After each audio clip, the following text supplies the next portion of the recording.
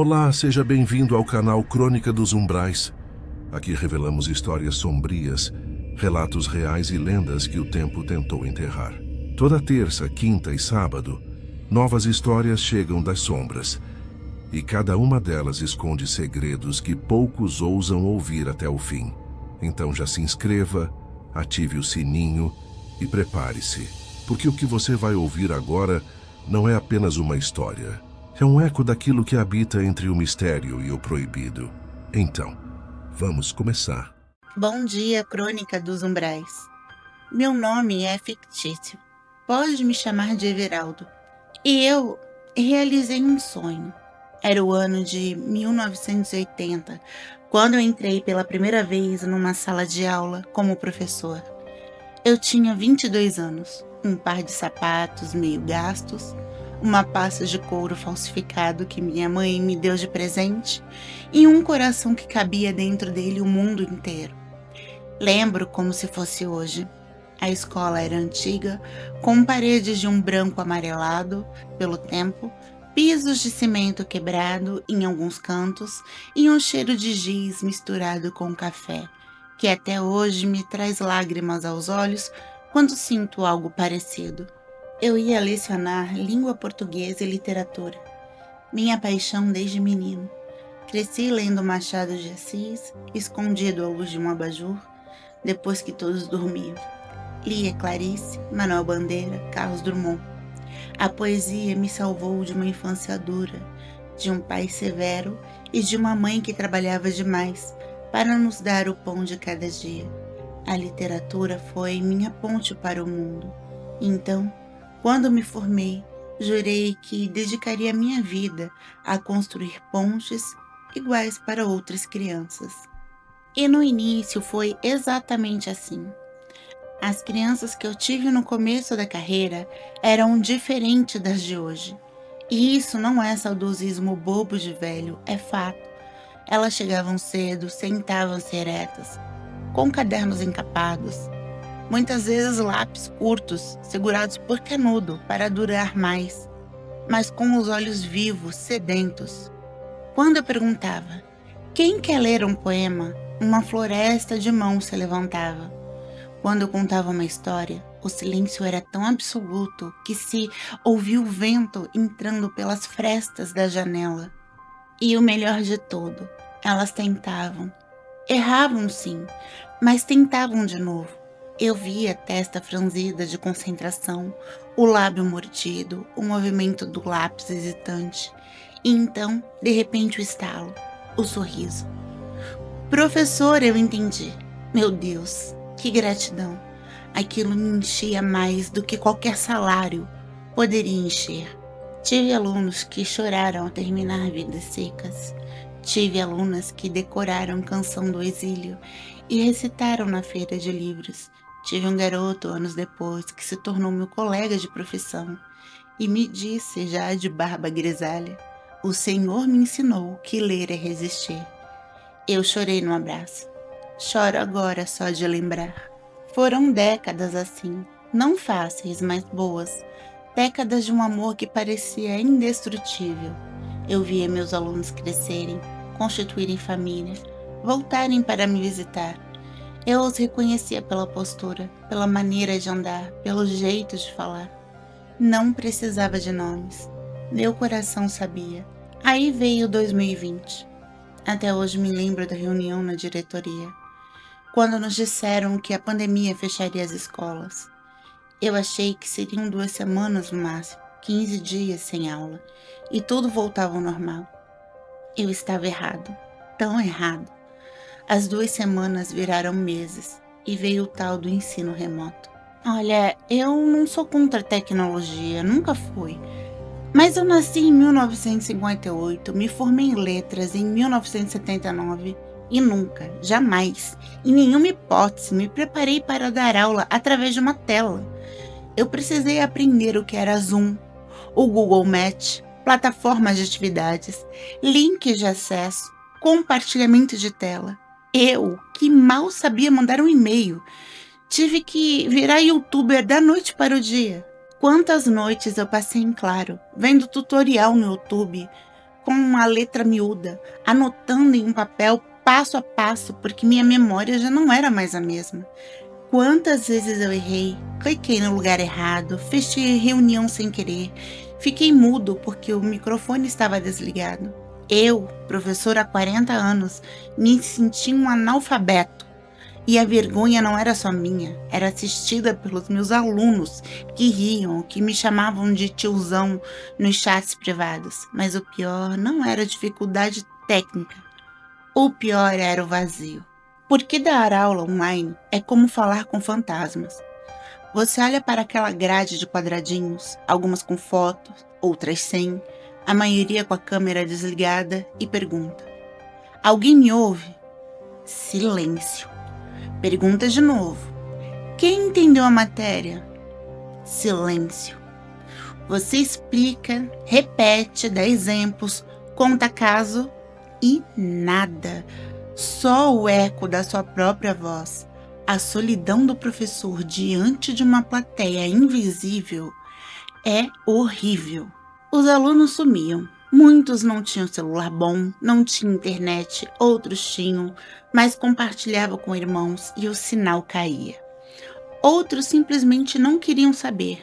Eu via as presenças diminuindo a cada semana, as atividades devolvidas em branco, as mensagens sem resposta. Mas a pior parte, a que me destruiu por dentro, foi quando comecei a receber as notícias de morte. Não vou dar nomes, não posso, nenhum nome será mencionado aqui porque eu aprendi da pior maneira possível que hoje as pessoas vasculham a internet, buscam, perseguem, distorcem. E eu não quero expor ninguém, nem os que se foram, nem os que ficaram. Mas que eu perdi alunos para a doença pandêmica, isso eu perdi. Não foram muitos, graças a Deus, mas foram o suficiente para me quebrar. Lembro de uma menina do 6º ano. Era franzina, usava óculos de aro vermelho. Adorava ciências. Vivia me mostrando bichinhos que achava no jardim. Ela se foi em uma semana. Pneumonia e eu nem pude ir ao enterro. Nem sabia onde era. Só vi o nome dela na lista de ausentes. Marquei falta e depois soube por um colega que ela não voltaria mais. Lembro-me de um garoto do 9º ano. Era tímido, mas lia poesia no intervalo. Escondia os cadernos dele dos outros alunos, com medo de ser zoado. Descobriu o manual Bandeira, por minha causa, e chorou lendo. Assim das horas. Ele se foi no auge da pandemia. A mãe mandou uma mensagem para a escola, agradecendo os professores. Eu li aquilo e desabei. Perdi alunos, perdi colegas, perdi uma parte de mim. E quando as aulas presenciais voltaram, eu já não era o mesmo. A volta foi traumática, porque a pandemia não passou, só arrefeceu. Mas a escola abriu e eu tive que encarar uma realidade que não esperava. A tecnologia, que durante o isolamento foi um mal necessário, agora se tornava um monstro devorando meus alunos. Celular. Meu Deus, o celular. Aquela pequena tela brilhante se tornou mais atraente do que qualquer livro, qualquer poema, qualquer história. As crianças não tiravam os olhos dele. Durante a minha explicação, os dedos deslizavam. Durante a leitura coletiva, as notificações pipocavam. Eu pedia, suplicava, gritava para guardarem nada. O celular era mais forte do que eu. E a consequência foi devastadora. Eles pararam de aprender. Eu via isso na prática. Em 1980, um aluno do 5º ano lia e interpretava um texto de meia página sem dificuldade. Em 2023, um aluno do 9º ano não conseguia entender 3 parágrafos. A interpretação de texto, que antes era um processo natural de amadurecimento, virou uma ruína. Eles não raciocinavam, não associavam ideias, não tiravam conclusões.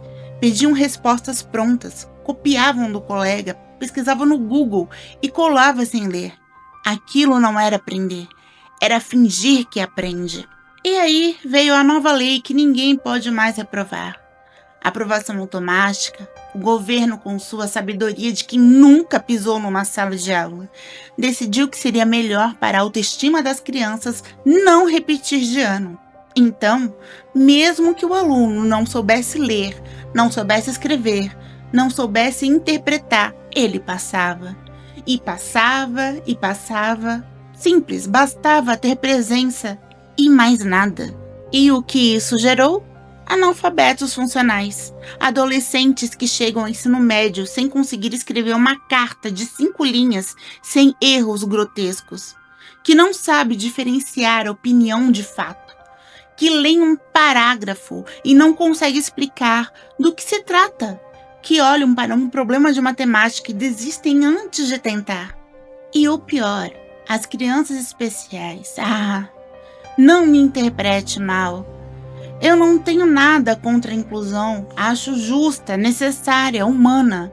Mas o que o governo fez foi simplesmente jogar essas crianças na sala de aula. Uma sala de aula comum, sem estrutura, sem apoio, sem preparo. Colocaram alunos com autismo severo, com deficiência intelectual profunda, com transtornos de comportamento graves, em turmas de 30 crianças, com um único professor, sem auxiliar, sem material adaptado, sem treinamento. Eu tentei. Juro que tentei. Eu me desdobrava para atender a todos, preparava atividades diferenciadas, sentava ao lado, explicava devagar, com calma, com paciência. Mas a realidade é cruel. Muitos desses alunos não aprendiam, não por maldade, não por incapacidade deles, mas porque o sistema os colocou ali para fingir que a inclusão funcionava. Eles ficavam anos na minha sala, repetindo os mesmos conteúdos sem avançar. Não aprendiam a ler, não aprendiam a escrever, não aprendiam a raciocinar. Simplesmente passavam de ano em ano com um carimbo automático. E eu, o que podia fazer? Nada. Se eu desse nota baixa, a coordenação vinha em cima de mim. Se eu sugerisse repetência, diziam que eu era retrógrado. Se eu pedia apoio pedagógico, diziam que não havia verba. Então eu via aquelas crianças se tornando adolescentes e os adolescentes se tornando jovens. E os jovens saindo da escola sem saber absolutamente nada. Analfabetos funcionais, pessoas incapazes de raciocinar, de criticar, de argumentar. Pessoas que consumiriam qualquer discurso vazio porque não tinham ferramentas para distinguir verdade de mentira. E sabe o que é mais triste? Que os governantes que criaram essas leis não colocam seus próprios filhos nessas escolas. Não, eles colocam os filhos dele para estudar fora, em escolas particulares de elite, ou mandam para o exterior, para Portugal, para os Estados Unidos, para a Suíça. Lá, a educação funciona. Lá, os professores são respeitados. Lá, não existe essa bagunça. Lá, não existe ideologia de gênero sendo enfiada goela abaixo das crianças desde os 6 anos. Lá, se ensina matemática, ciências, literatura, história. Não se faz ativismo político dentro da sala de aula. E aqui? Aqui virou um campo de batalha ideológico. E eu, Everaldo, fui arrastado para essa guerra sem pedir. Porque além da tecnologia, além da aprovação automática, além da falta de estrutura, veio a militarização do ensino. De repente, me diziam que eu tinha que abordar certos temas que não competiam a mim.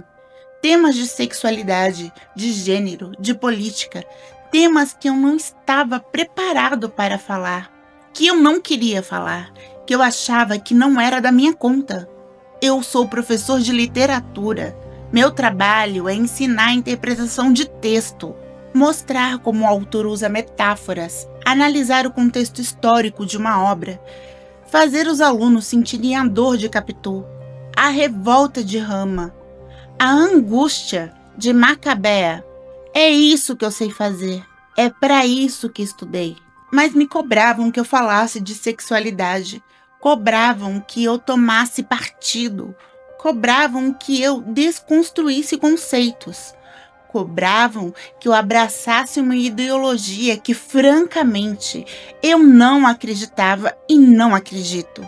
E quando eu dizia que não iria fazer isso, que aquilo não competia a mim, que eu estava ali para dar educação escolar, não para fazer ativismo, sabe o que acontecia? Eu era chamado de conservador, de retrógrado, de fascista. Sim, a mim, Everaldo, que dei aula a vida inteira de coração aberto, que nunca neguei ajuda a ninguém, que perdi noites preparando aula para alunos especiais.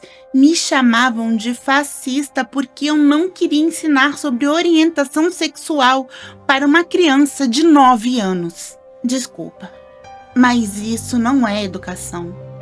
Isso é doutrinação. E criança em formação não precisa se preocupar com isso ainda. Ela precisa aprender a ler, escrever, interpretar, somar, subtrair, conhecer a história do país, entender como funciona a natureza. O resto diz respeito apenas às escolhas íntimas e pessoais. Isso só vem depois, muito depois. E não cabe à escola, cabe à família, o tempo, a vida. Depois que criam discernimento e podem decidir o que realmente querem e gostam. Mas tente explicar isso para as novas leis. Elas dizem que o professor tem que se adaptar, que tem que acolher, que tem que incluir. Na prática, o que isso significa é: ou você se dobra, ou você é destruído. E eu não me dobrei.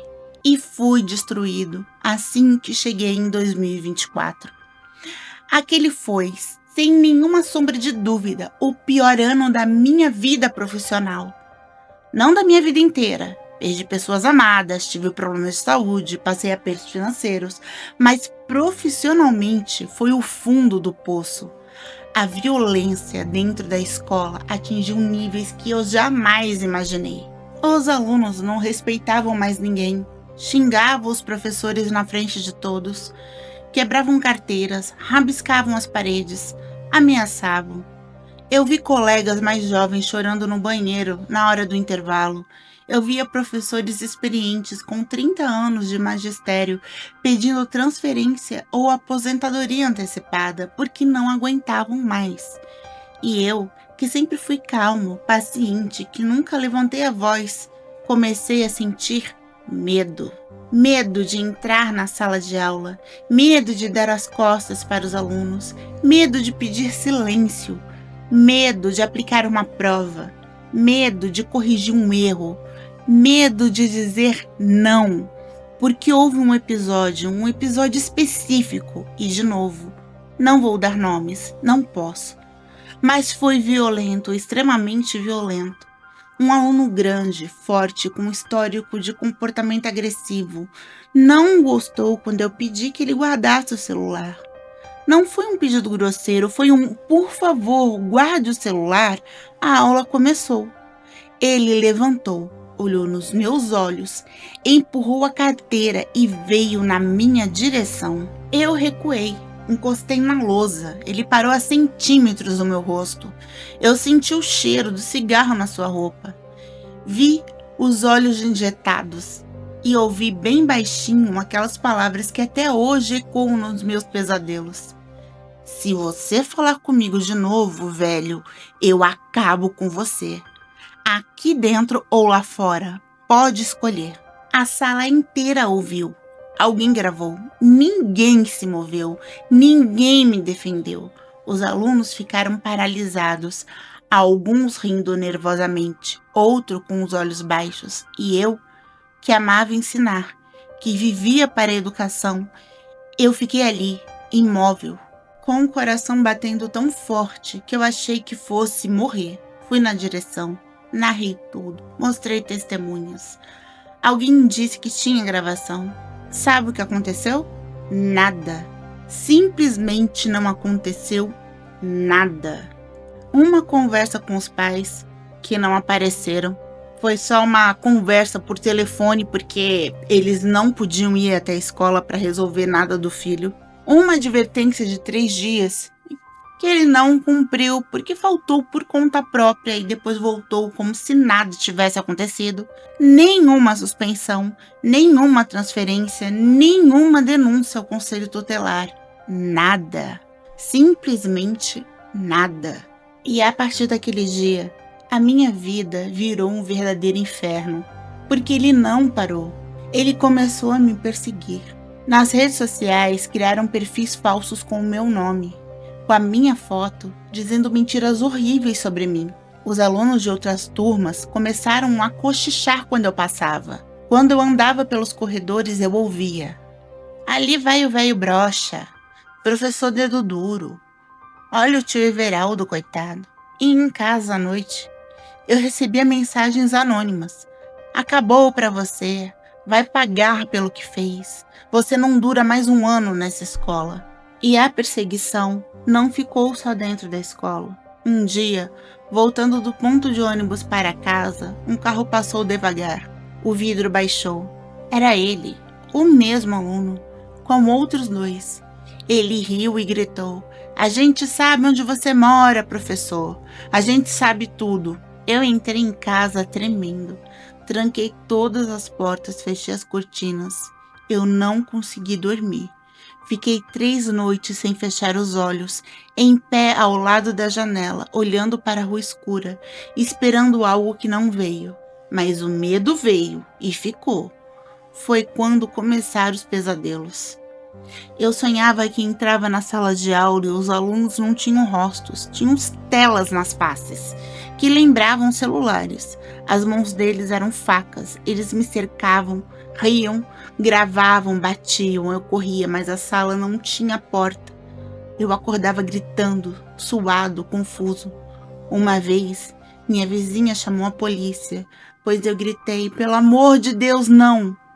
Mas foi tão alto que ela se assustou e achou que tinha alguém me ameaçando em casa. Mas eram só pesadelos. Eram só os mesmos pesadelos. Só que os pesadelos não ficavam só nos sonhos. Eles invadiam o dia. Eu senti um nó na garganta ao me vestir para ir trabalhar.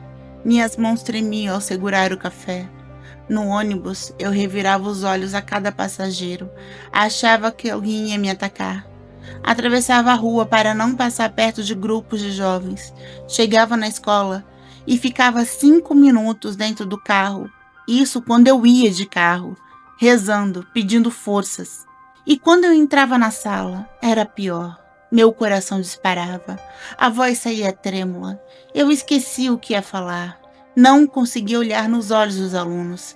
Ficava de costas para eles, escrevendo na lousa, com medo de que alguém se levantasse e viesse para cima de mim. Eu, que antes andava entre as carteiras, que me abaixava para ajudar cada um individualmente, agora me agarrava à mesa do professor como um náufrago numa tábua. E ninguém me protegia, porque as leis no papel são lindas. Elas dizem que o professor tem direito a um ambiente seguro. Dizem que a agressão contra a professora é crime. Dizem que a escola deve tomar providências. Na prática, o professor é deixado sozinho. O aluno agressivo continua na sala. A direção tem medo dos pais. A Secretaria de Educação tem medo da mídia. E o professor que apanha, que sofre, que adoece, esse ninguém vê. Falta de impunidade. É isso. É o que corrói a educação. O aluno sabe que não vai dar em nada. Sabe que a escola não vai expulsar. Sabe que a polícia não vai prender. É menor. Sabe que o conselho tutelar não vai buscar. Então ele faz o que quer. E o professor, que deveria ser autoridade, vira vítima. Eu não aguentei. No meio de 2024, eu tive uma crise de pânico dentro da sala de aula. Literalmente. Eu estava explicando um poema. Eu me lembro. Era o poema de 7 Faces, de Drummond. Quando de repente o chão sumiu. Eu não consegui respirar. O suor escorria pela minha testa. O coração disparou a ponto de eu sentir dor no peito. Larguei o giz, apoiei na mesa. Alguns alunos perguntaram se eu estava bem. Outros riram. Eu não consegui responder. Saí andando, cambaleando. Fui para a coordenação e disse: não volto mais hoje. Não volto mais. Fui para casa e não saí por 3 dias. Foi quando a minha irmã preocupada me disse: Everaldo, ou você vai para a terapia, ou você vai morrer. Então eu fui. Sentar num divã e admitir que eu tinha pânico de dar aula foi uma das coisas mais humilhantes que já fiz. Eu, que me orgulhava de ter coragem, de nunca ter desistido, de ter enfrentado greves, más condições de trabalho, salários atrasados. Eu estava dizendo a uma psicóloga que os meus próprios alunos tinham colocado medo em mim. Ela me ouviu com paciência, não julgou. E me explicou uma coisa que eu nunca tinha pensado. Everaldo, o senhor não é covarde. O senhor está traumatizado. Trauma não é fraqueza. É uma ferida. E era verdade. Eu estava ferido, profundamente ferido, pelos anos de desrespeito, pela violência, pela perseguição, pela falta de proteção, pelo aluno que me ameaçou e ficou impune, pelos outros que assistiram e não fizeram nada, pela direção que não agiu, pela lei que não funcionou. Durante meses eu fiz terapia. Aprendi técnicas de respiração. Aprendi a identificar os gatilhos de pânico. Aprendi a separar o medo real do medo imaginário. Mas aprendi também uma coisa triste, que às vezes o medo real é real, que às vezes a ameaça é verdadeira, que às vezes o perigo não é coisa da sua cabeça. Porque enquanto eu estava na terapia, outros professores foram agredidos, em outras escolas, em outras cidades, espancados dentro da sala de aula, filmados, humilhados. E os agressores? Apenas advertência, 3 dias de suspensão no máximo, volta triunfal e impune. Eu pensava nisso e lembrava dos meus colegas que adoeceram, dos que se autodesviveram. Sim, professores que deram fim na sua própria vida depois de anos de humilhação, dos que foram para a justiça e perderam porque não conseguiram provar, dos que simplesmente desistiram, venderam o carro, foram fazer outra coisa, qualquer outra coisa.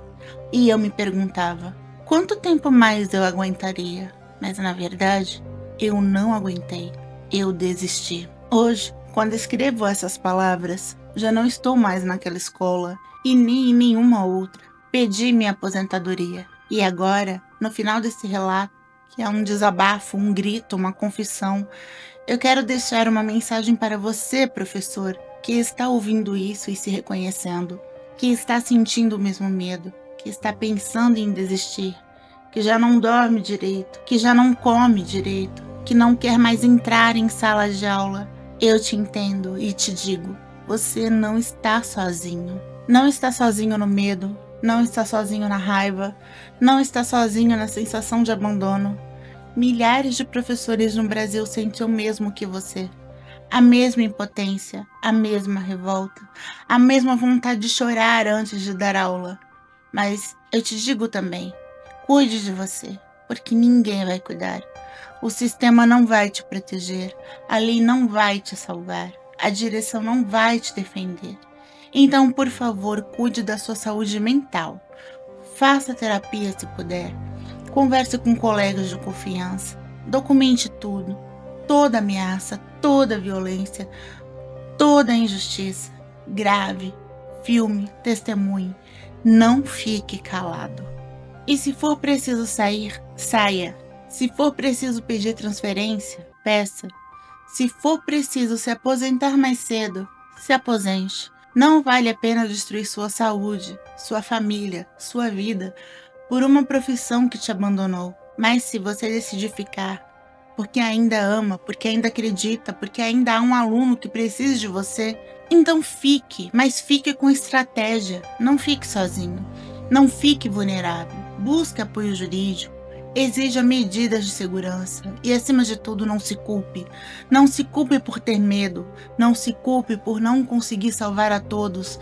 Não se culpe por não ser herói. Você é um professor, não um super-herói. E está tudo bem. Não desista de você. Desista de lutar sozinho. Junte-se a outros. Grite junto e, se possível, nunca se perca de vista, porque começou a ensinar. Eu comecei por amor. Ainda amo, apesar de tudo, porque ensinar não é só transmitir conhecimento, é resistir. Sei que o meu relato não é um conto de assombração, mas para mim foi e continua sendo um terror psicológico e que me causa muito pânico. A minha história não tem um final feliz. É um final de um sobrevivente. Aos que partiram durante a pandemia, minha saudade eterna. Para os que partiram por adoecimento, minha dor. Para os que ficaram, minha solidariedade. E para você, que me ouviu até agora, meus mais sinceros abraços. E assim acaba esse relato. Se você gostou, dê o seu like. Ajude a fortalecer o canal compartilhando e comentando. E se você for novo, seja bem-vindo. Considere se inscrever no canal. Aqui falamos sobre tudo que é ligado ao sobrenatural. Você já viveu ou ouviu um relato de algo inexplicável? Um encontro misterioso? Um sonho profético? Um objeto com energia própria? Ou uma história de fantasma que corre pela família? Nós queremos conhecer. Mande seu relato para o e-mail cronicadosumbraes@gmail.com. Quem sabe sua história não vira o próximo episódio do canal. Sua voz é essencial para construir essa comunidade. Obrigado por assistirem e até a próxima.